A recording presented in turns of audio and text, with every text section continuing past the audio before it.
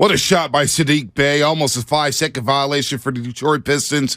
And oh, baby, the Warriors get their season-high 5-game winning streak snapped last night at the hands of the Detroit Pistons as they get the season series sweep for the first time since 08-09. Of course, Klay Thompson hit a three to tie the damn game up on a great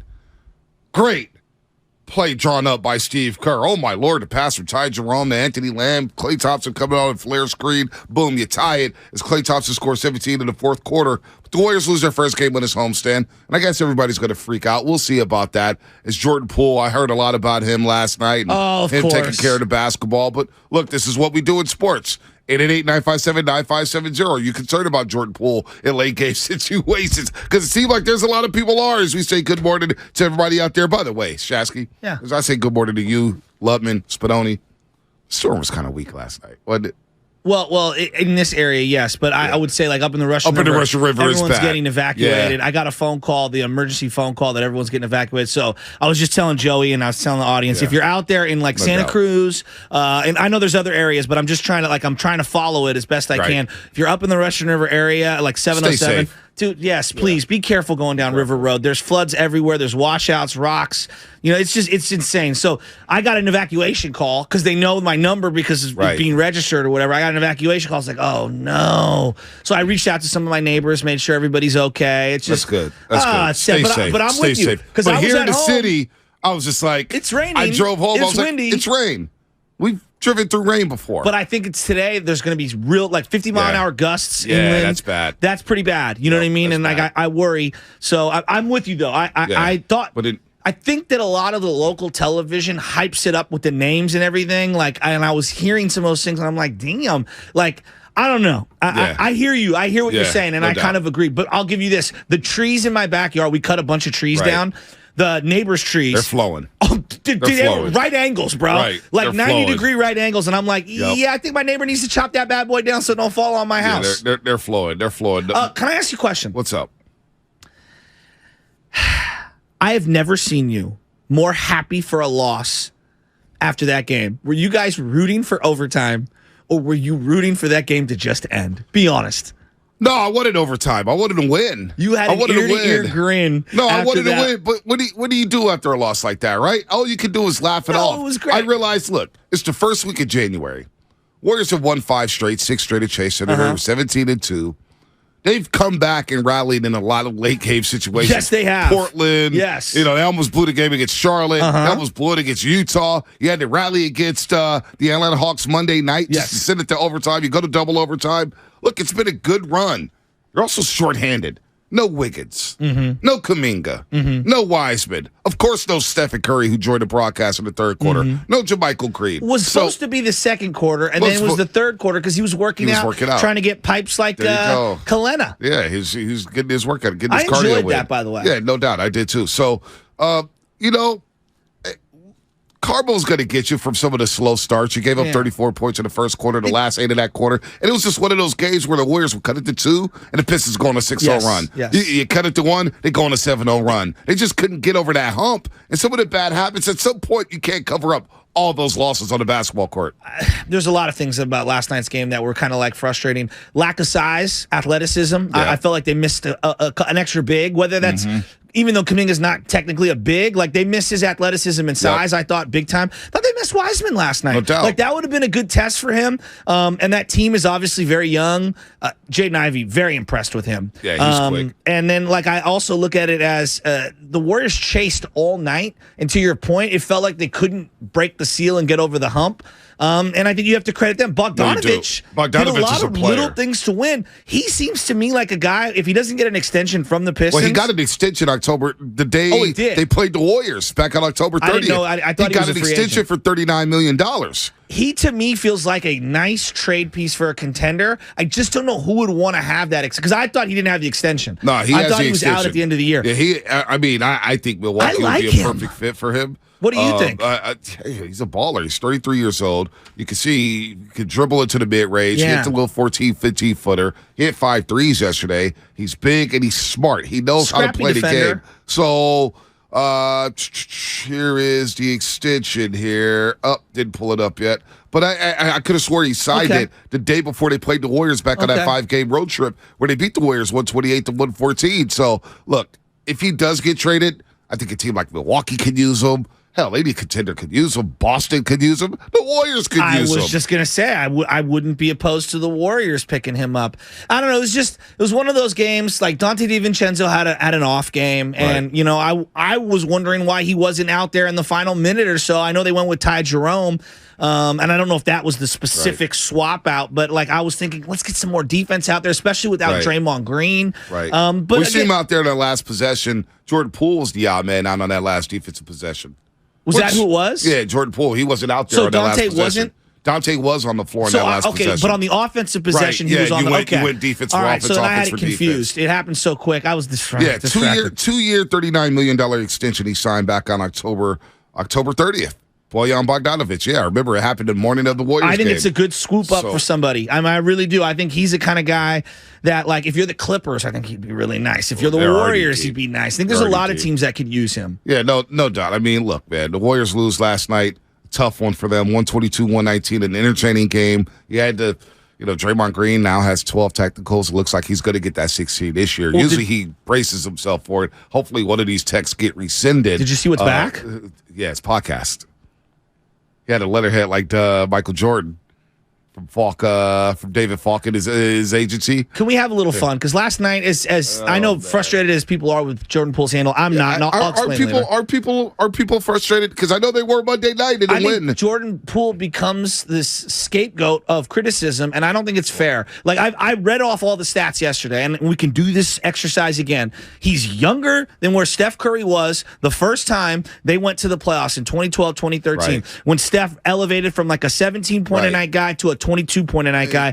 When you look at efficiency, when you look at the turnovers and the assist-to-turnover ratio, rebounding, all of Jordan Poole's numbers are either on par or better than what Steph Curry was, and he was older than that first playoff run, and Steph turned the ball over more. Now, I'm not saying that Jordan Poole doesn't have to clean it up. He absolutely does. It's the feel of the game, too. It's the IQ as well. I don't know if his IQ is where Steph's was at that age. But Steph played in Davidson for an extra year. No doubt. He played 3 years in Davidson. And he was given the opportunity to be a full-time starter and the head honcho of the team. No doubt. Poole's trying to assimilate to other legends. Like, I just think it's a little more difficult than people are saying. Well, here's the deal. Here's my take on Jordan Poole last night. You look at the numbers. All right, 9 of 22. He's still struggling from the three-point line. 3 of 22. Or, 3 of 10 from the three-point line. He does pick up the 6 assists and the 5 rebounds. He scores you 24 points.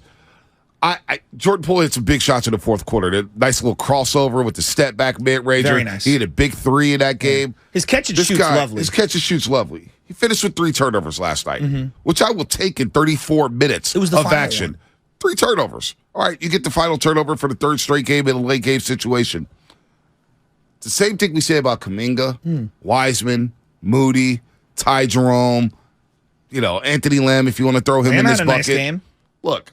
These are all reps to get them better. I agree. This experience is good for all these guys. So what does Jordan Poole need to work on? Late game execution, right? He hasn't been in that position. No. Why? Steph Curry's on the floor. Yes.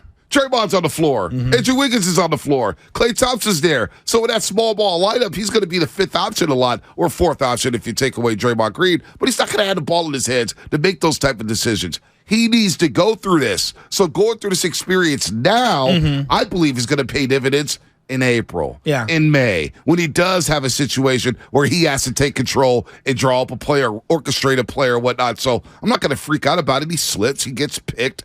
He's got to clean it up. But it's good to say, hey, Jordan, this is another element you need to work on. You already scored 24 plus. You're dropping in dimes. Your efficiency needs to come up. But the late game execution, he will learn from it. He hasn't been in this position. It's funny that we do this with Jordan Poole. It's like, wasn't this the narrative wrapped around LeBron James for like 10 years of his career? Yeah. Final couple possessions. He doesn't want it. He doesn't want the shot. And I never thought that was a fair criticism. I thought that was ridiculous. I always thought that LeBron made the smart play, the right play. Yes, exactly. Here's the thing with Jordan Poole.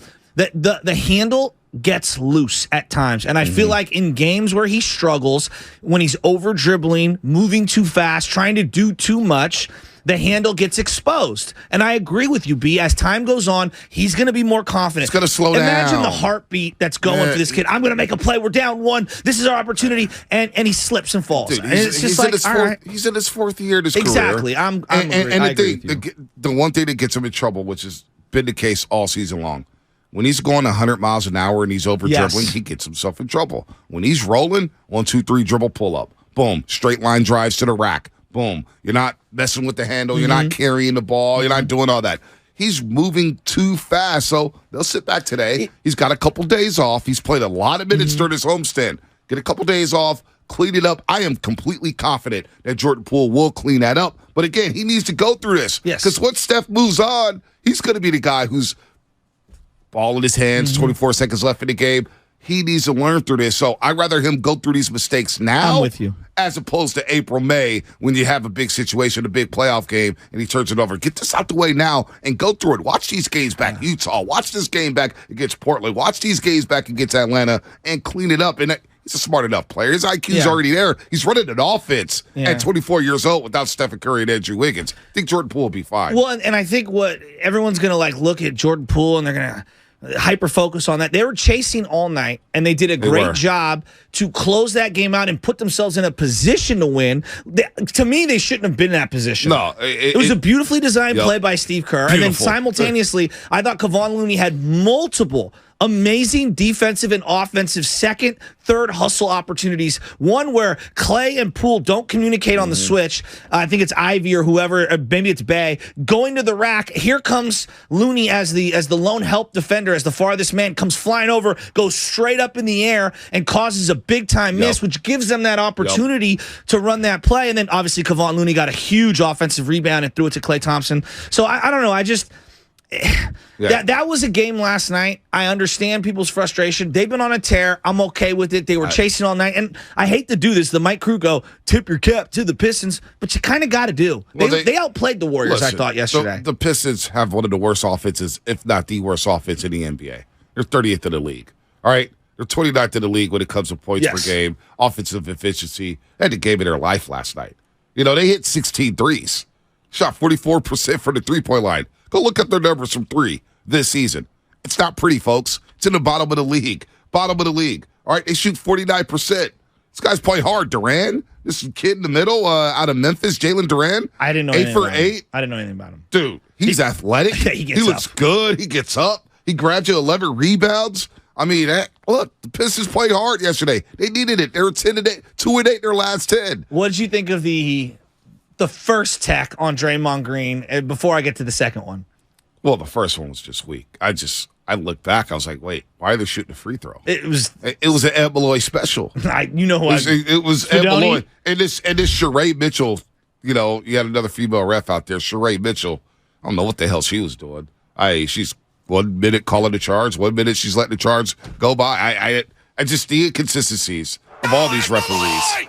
It's just me and Covey got into it one night after a game, and this was 3 years ago, Spadoni, and I'm like, Ed Malloy stinks. He's like, I don't even know who he is. I'm like, you'll know who he is. No, Ed Malloy. He is notorious for this one, Bonte, inserting himself in a play where he's like 100 yards away, and he's looking through 10,000 pounds of bodies, and he'll be like, "Yep, foul over here," and there's 2 other officials in position. He constantly makes the out of position call, and it drives me insane. He always does. And the fact that they threw out Draymond Green, and the Warriors didn't even know that he was thrown out. He's on the floor looking to play some defense. And they're like, oh, double tech, you're out. It's just like, all right, that's what we're going to do in the last minute, 24 of the game. It wasn't nothing serious. It was a little huffing and puffing, some jersey grabbing, whatever. It's a heated moment. Stewart's an emotional player. We saw that when he chased down LeBron James last year at Little Caesars Arena in Detroit, looking to whoop his ass. Caesars Arena. Yeah, you get some free pizza up there. Didn't know Little Caesars boxes. $5 boxes. You know, the cheesy sticks, really good. Where is there a Little Caesar around here? I can't. There's one, I think, on Mission in Geneva. Isn't there?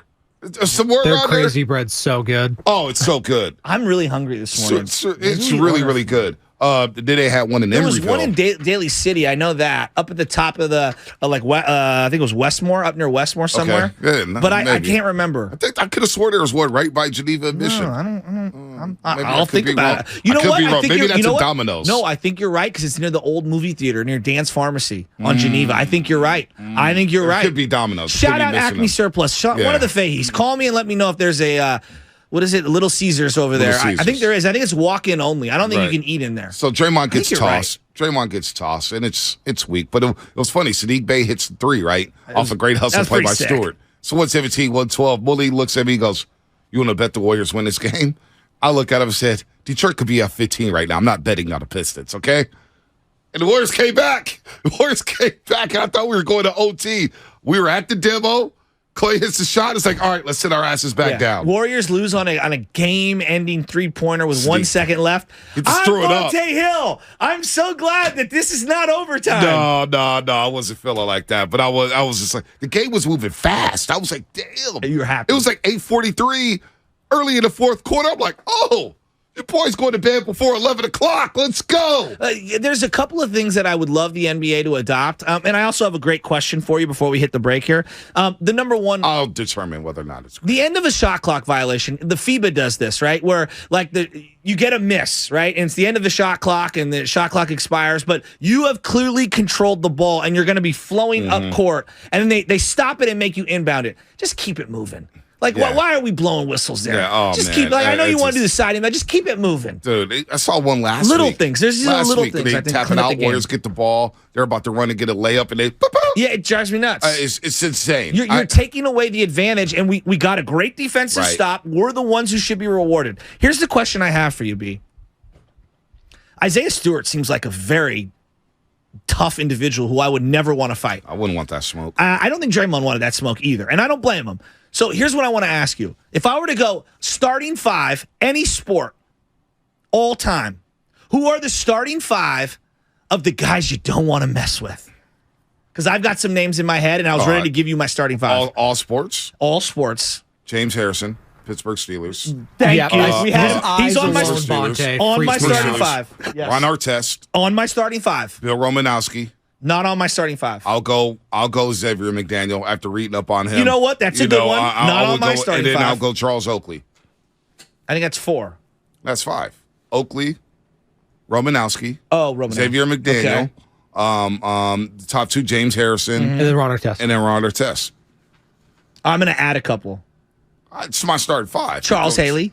Go, you're starting 5. Okay, you're starting 5. We're excluding boxing and UFC, right? And yeah. I mean, we're not throwing Tyson on here. I mean, we're not I'm going to go Chris Pronger. My back. Hockey. Chris Pronger, hockey. Yeah, okay. the guy's he's like 6'8". I mean, the guy's a monster. Pronger. I'm going to go Artest. Okay. Got to go Artest. Got to go. He's got to be in there. I got to go Charles Haley. Yeah, I'm not mad at that. All right, I got to go Charles Haley. I'm going to go Kevin Gogan. The dirtiest player in the NFL. Dirtiest offensive lineman. Via Sports Illustrated. I'm not mad at that. All right. And then I think you have to go with one of the craziest people of all time, and that's James Harrison. Absolutely. When you take a photo with multiple Desert Eagles on the cover of ESPN, the magazine, and then every year annually, you've got thousands of 45-pound plates that you're pushing on a sled, you scare me. No, he's about that life. Right? He's about that life. Who is in your starting 5 of guys you don't want to mess with? Rick Mahorn. Rick Mahorn's a good one. Barkley. Would you want to mess with Barkley? Shaq. Barkley's kind of a front runner, though, when it comes to those things. I wouldn't want to mess with Shaq. Yeah, but you know what? George Zedek, didn't he break Shaq's nose accidentally? Maybe. We got some good ones here. Yeah. Lawrence Taylor. Yeah, that's a good one. Lyle Alzado. Yeah, rest in peace. That's going way back in the day. Yeah, he was a madman. I think that entire Raiders 70s. He was enhanced big time. I mean, he was just a left. Oh yeah, his whole 30 for 30 on it, or whatever it was. His football life on it. The 408. That's insane. Tommy Pham. He's in Jock Peterson's starting 5. I mean, when you stab your own father, I think you go to the top of the list. Right. Nightclubs and sweatpants, yeah. All right, man. With that guy. Is Plaxico on the list? Is that what you're going with the sweatpants and the nightclub? How do you go to jail for shooting yourself? That to me, I still don't get. I don't know. You can't carry a firearm in the state of New York. I get all that. Or fire it's the law. But you literally did it. Bonte. What? 650. Bonte's list should include Dame in Oakland. Dame in Oakland's tweeting at me too much. He's out there tweeting about the West Coast offense with the Raiders, and we need to go to the short passing game. And I'm like, all right, Dame, put Twitter down, dude. You know what, Dame? Keep tweeting. No, Dame. I want nothing to do with Dame coming down my road. And he still has the avatar being bald by choice. Dude, the with dude's the tank jacked. top. He was telling me, he goes, Shasky, I'm proud of you that you're working out because I've been working out a lot. Yeah. And he's like, I've been working out my entire life. Like, Dame, it's obvious. Yeah, we know. I can tell. We know. You have no body fat. No You're body the fat. only one who could call shows and check coast, and they say nothing. If James Harrison and Dame were walking down the street, I'd run to James Harrison's side of the street. That's how scared I am of Dame. I'm not messing with Dame.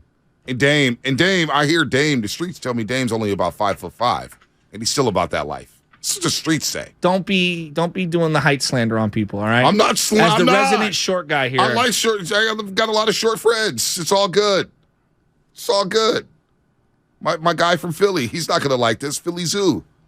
He's short as hell. Yeah, it's my guy, though. The bowling ball guys are the guys you got to worry about. Yeah. Shout out Martin Urbeck out there, the angry Croatian. Oh, boy. Like firecrackers.